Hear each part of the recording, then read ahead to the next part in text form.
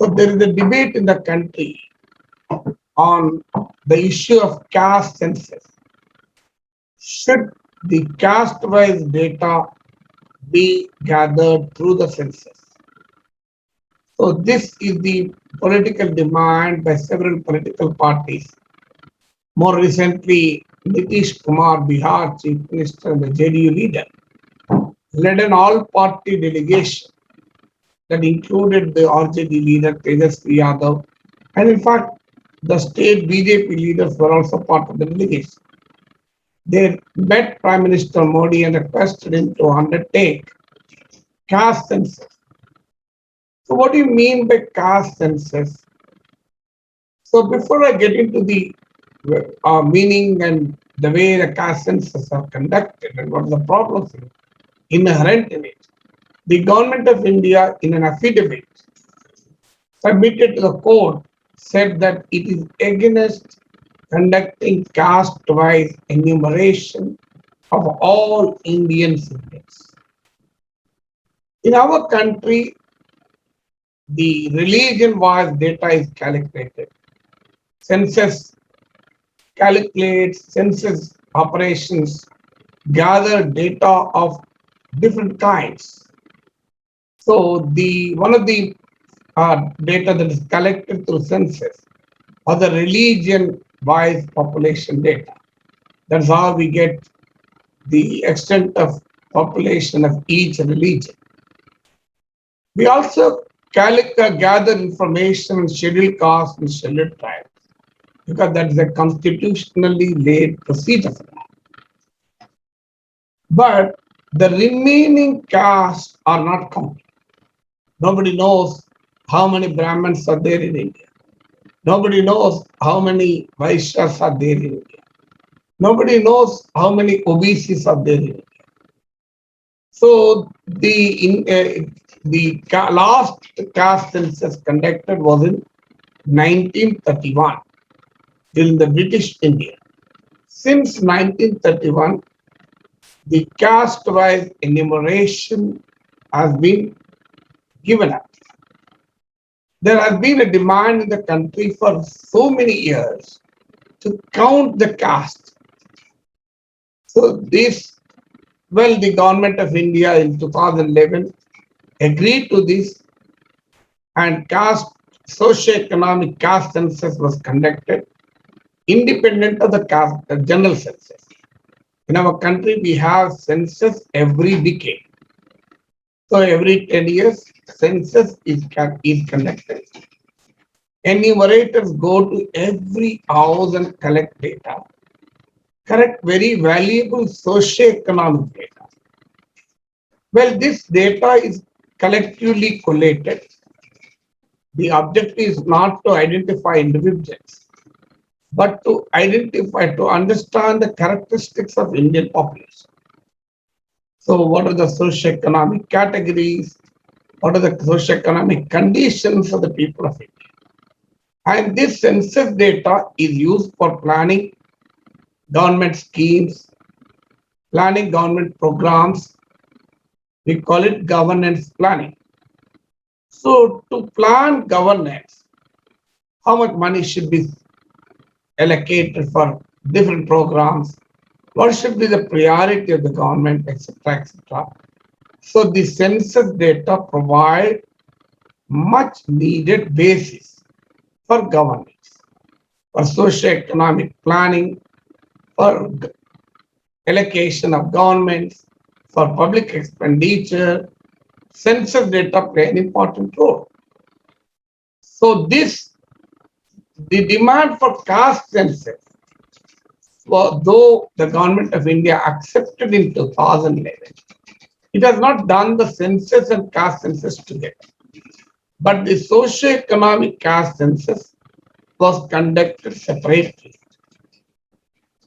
Around 5,000 crores have been spent on this. But interestingly, the data has not been released. So the government of India refuses to collate the data, interpret the data, and put it in the public domain.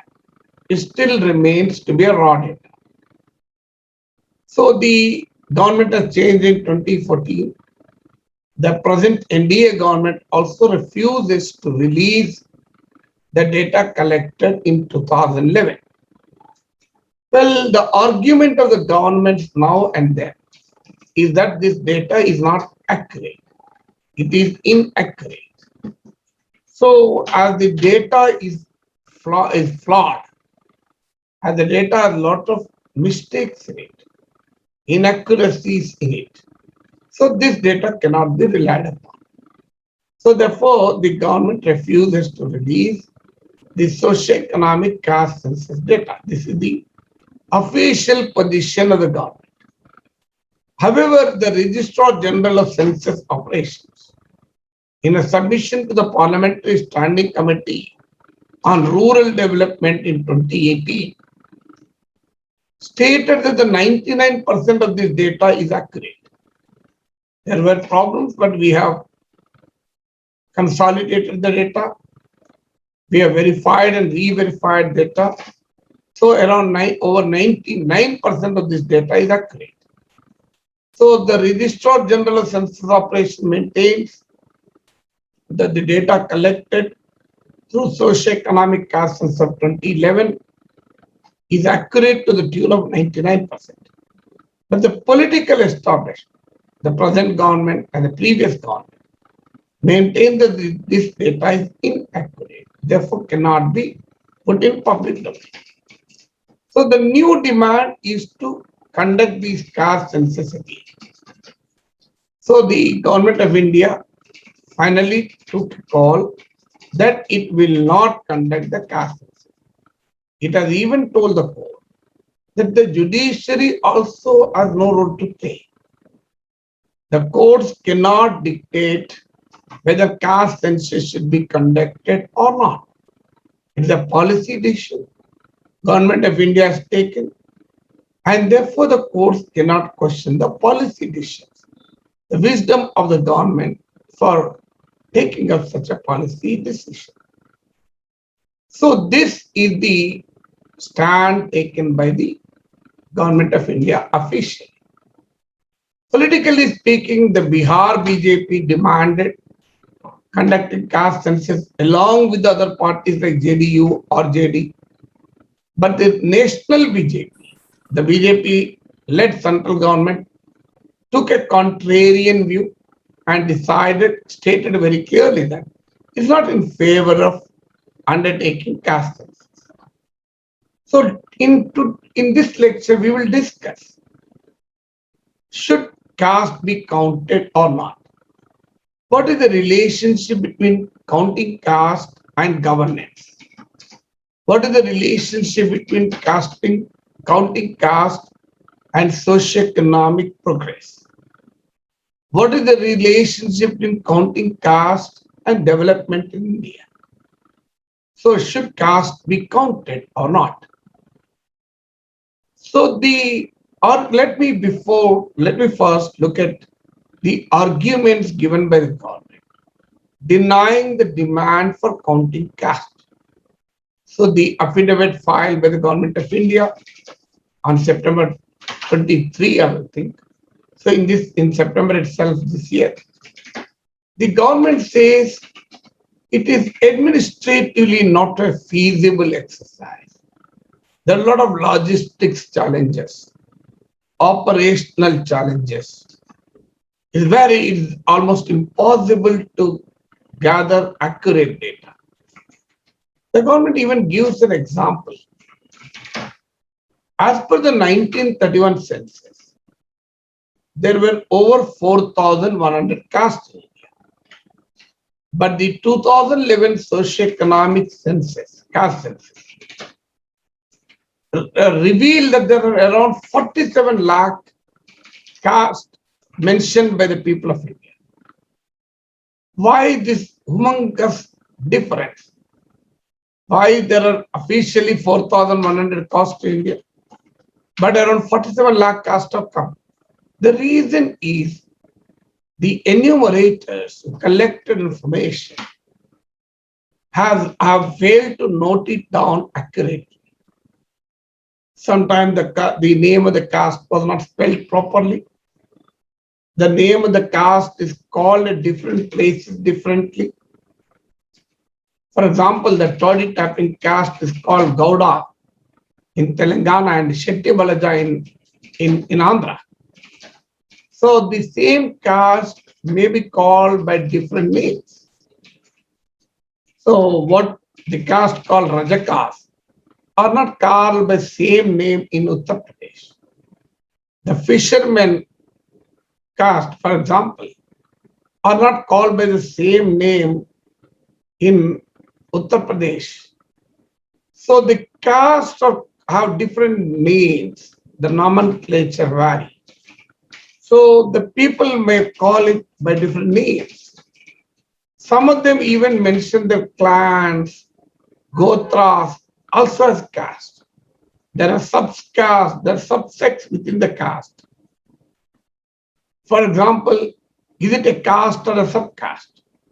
For example, if you look at a caste called Brahmins, there are different subsects like Nambudri Brahmins, Aradhya Brahmins, Iyengar Brahmins, Karanam Brahmins. So there are number of, all of them are Brahmins. So there is a lot of similarity between Kapu, Telaga, Balija, Ontari, the four castes in Andhra Pradesh. Many claim that they are all similar and others claim there is a difference. So the socio-economic caste census of 2011 yielded 47 lakh names of castes, which is simply not possible to categorize, tabulate. For example, in a state like Maharashtra, officially there are 494 castes. But the socio-economic census of 2011 revealed a listing of 4 lakh caste names. They are not really caste, but the only thing is, due to spelling error, due to different names, several such entries have come. So as a result, the government says there are problems in analysis, there's a problem in interpretation. And what is listed as the OBC in central government list is not similar to the state government. For example, there are around over 2,000 castes listed as OBCs in central list. But there's over 3,100 castes listed as OBCs in the state list. One state to the other also changes. For example, Kapus in Andhra Pradesh are upper caste, forward caste. They don't have reservation. There's a huge demand going on that. Whereas Kapus in Telangana, who are called as Munuru Kapus, are considered as OBCs. Gaudas in Telangana are OBCs. Gaudas in Karnataka are not OBCs. They're called Vokkaligas. So there are different dimensions to the caste. So caste is a very complex entity, unlike religion. Religion, there's a clarity: Hindu, Muslim, Sikh, Jain, Buddhist, Christian. So there is a clarity. Though there are Sunnis and Shias in Muslims. So there is a debate. In Afghanistan, Hazaras, a minority, is not even considered as Muslims by the Pashtun-dominated Taliban. So there are different things. But the caste is a very entrenched subject in India. Look at Sikhism. Sikhism is supposed to obliterate caste. Sikhism doesn't believe in caste. The scriptures of Sikh religion, if you read the Guru Nanak or if you read other Guru Gobind Singh, they do not accept the existence of caste. Well, Sikhism is a reform religion which questions the caste hierarchy. But surprisingly, there are today Jat Sikhs, Dalit Sikhs, OBC Sikhs. For example, Gnani Jail Singh, former president of India, was a Ram Gariya Sikh. So Ram Gariya Sikh is an OBC Sikh. Dalit Sikhs have different caste in it, not just one caste Dalit. Ramdas Siya Sikhs, Ravidas Siya Sikhs, Majabi Sikhs. All of them are Dalit Sikhs. You have Valmikis who are Hindu Dalits. They are Sikh Dalits. Charanjit Singh Channi is a Dalit Sikh. Kanshi Ram is a Dalit Sikh. Many people do not know. Kanshi Ram is not a Hindu Dalit, he is a Sikh Dalit. So there are, the caste has even intruded into religion also. So even when the religion was changed, the caste remained. So it's a very complex social phenomenon. Caste in India is a very complex social phenomenon. So it is extremely difficult to collate data, calculate data, interpret data. So this is the argument of the government. So there are logistical challenges, operational challenges. There's a challenge of quality of data, accuracy of the data. So argument of the government of India for denying or rejecting the demand to count caste.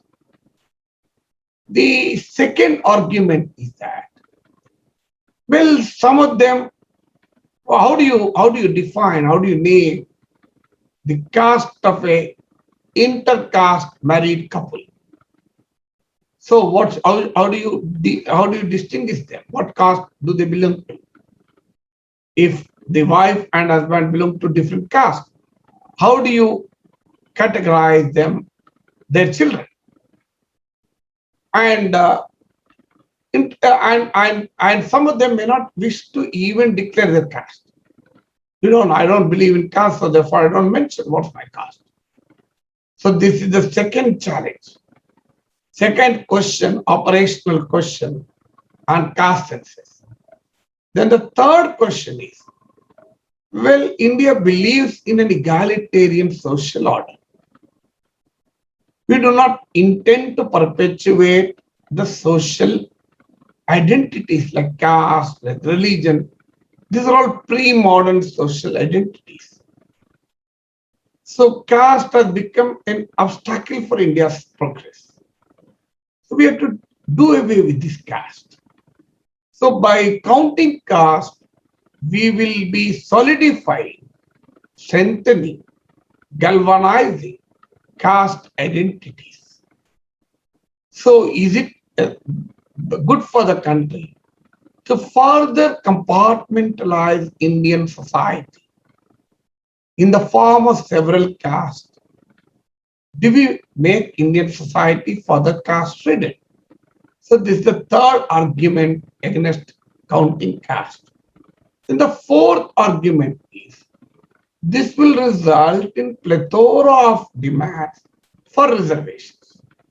Already there is a demand to increase the quota of reservations beyond 50%. Supreme Court has laid a limit of 50% for the total quantum of reservations. So there is a rationale behind this principle, because the Constitution of India believes in equality. So right to equality is a fundamental principle of Indian Constitution. And reservations are an extension of the equality clause. Equality is a rule, reservation are an exception. So to ensure equality in unequal society, the Constitution allows for reservations.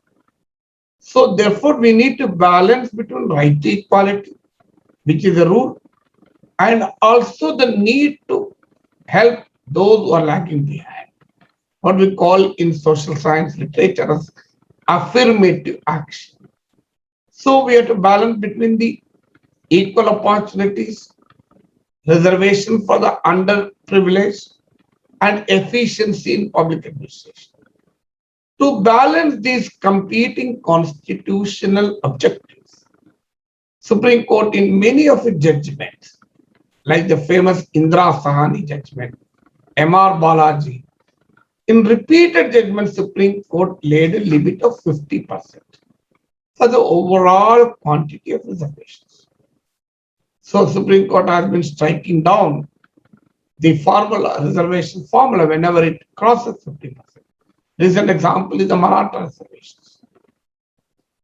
So therefore, the argument is that the caste-wise data, availability of caste-wise data, official caste-wise data, will result in innumerable demands for reservations. There will be competitive demands for reservations, making it extremely difficult for the government to decide. So these are the questions on should caste be counted. So there is the affidavit filed by the government of India mainly talks about operational challenges, logistics challenges, challenges of accuracy of data, quality of data. And the government of India says the enumerators are ill-equipped. They're not experts in sociology to exactly collect the data on caste. So they are ordinary enumerators who may not be in a position to collect sociological data, significant data. So these are all arguments against counting caste. Then now let me tell you arguments for it, for counting caste. So the first argument is that though there is no nationwide caste census in India since 1931, still there are many surveys like Situational Assessment Survey, National Family Health Survey, National Sample Survey that provide the data on caste. Even today's Inadu carried a front page item quoting this National Statistical Office, Government of India survey on agricultural holdings in rural India. And this survey reveals that the over 44% of rural households are other backward classes in the entire country. In Andhra Pradesh, it is over 45%. In Telangana, it is over 57%. Based on the 1931 census, Mandal Commission estimated the OBC population to be 52%.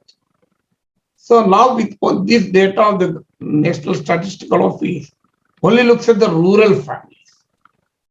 So though there is no universal calculation, census is a universal calculation. In census, you count everybody. So it's a head count of every citizen of India.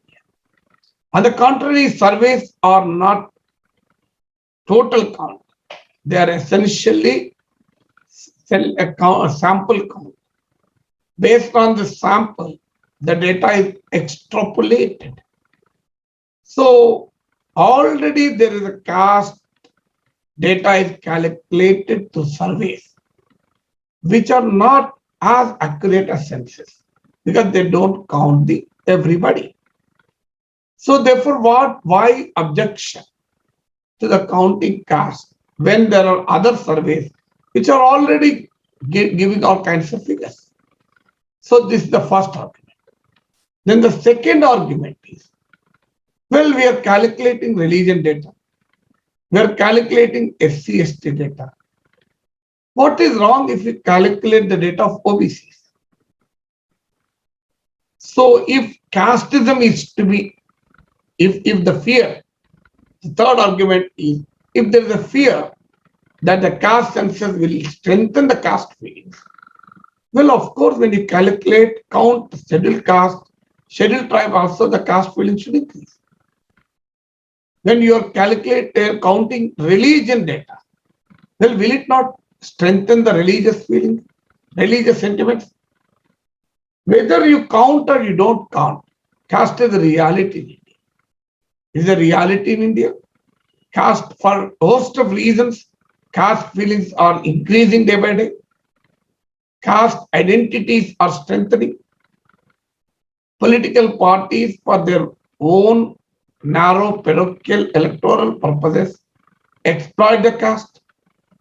Even when the Union Cabinet was expanded recently, what did the ruling party say? We have given minister beds to so many OBCs, so many SCs. so many STs. Well, they proudly claim. So every political party, when it issues tickets, they look at the caste background of the candidate.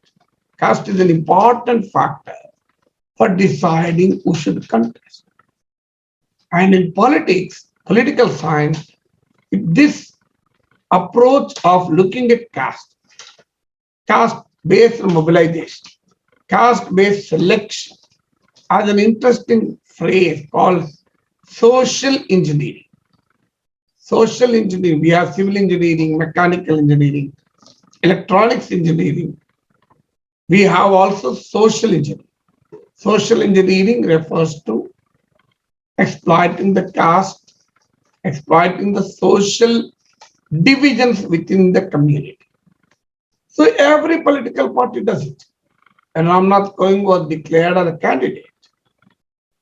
The then BJP All India President Amit Shah announced it. What did he say?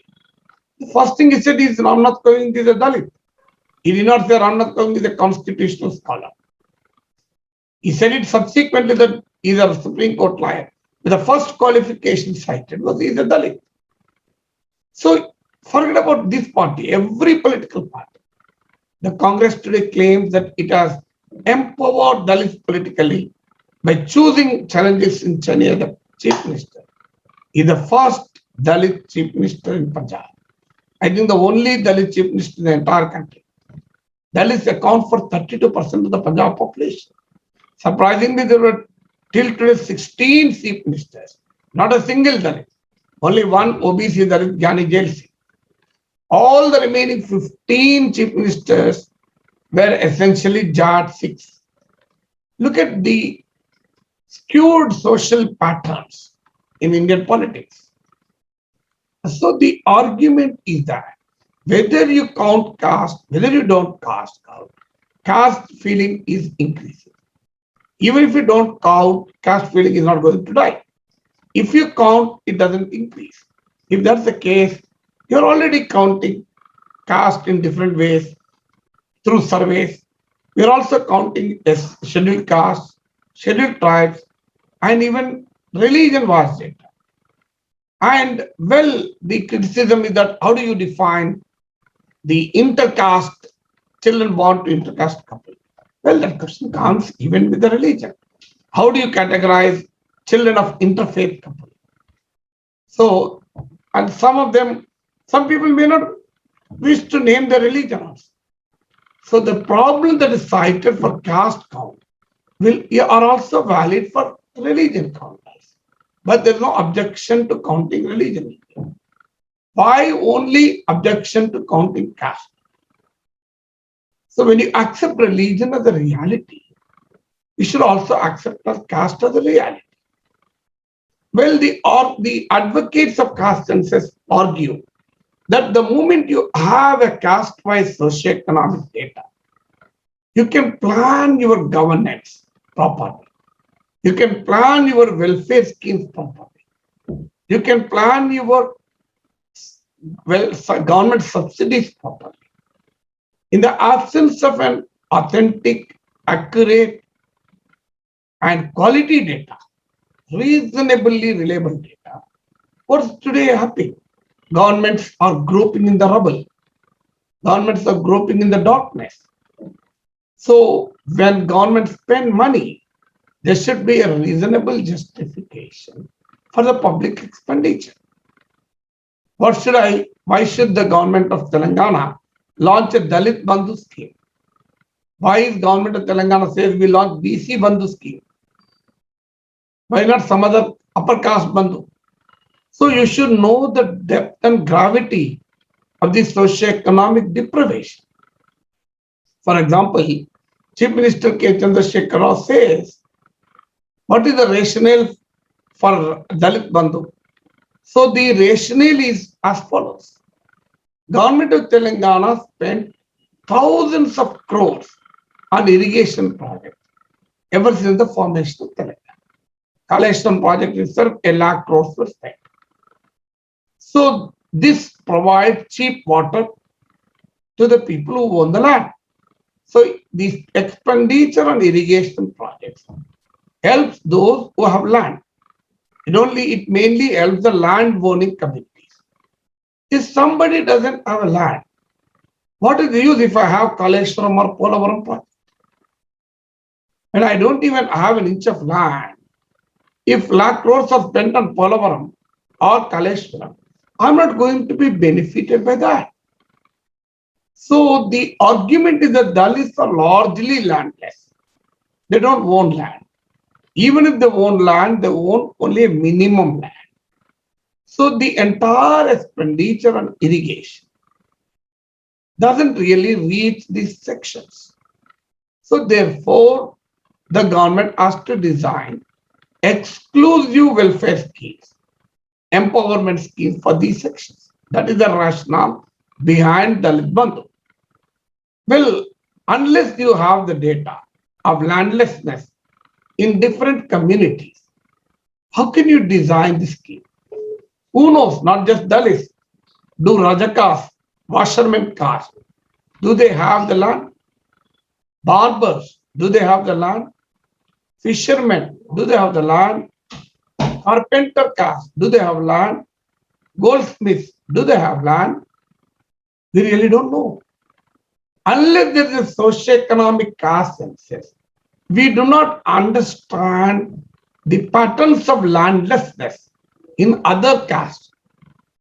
When we shy away from counting caste, how do we understand the relative socio-economic conditions of different communities? Perhaps the logic which is cited for Dalit Bandhu will be valid for a Rajaka Bandhu because Rajakas do not have land.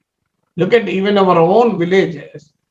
We often find some of the most backward communities like Rajakas, like Barbers, they don't own land. They're often landless fishermen. So they're as bad as Dalits.